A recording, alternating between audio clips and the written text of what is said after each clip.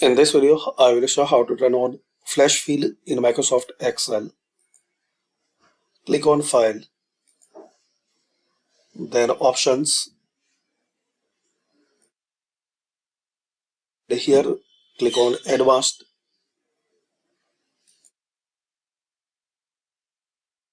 Here the setting underneath Editing Options, Automatically Flash Fill. Select it, then click on OK.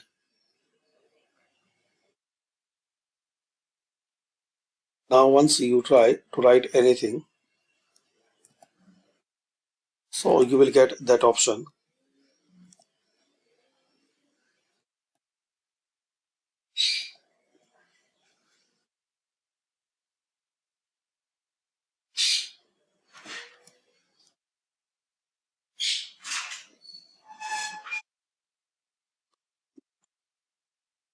Just press the tab on your keyboard. Thanks for watching.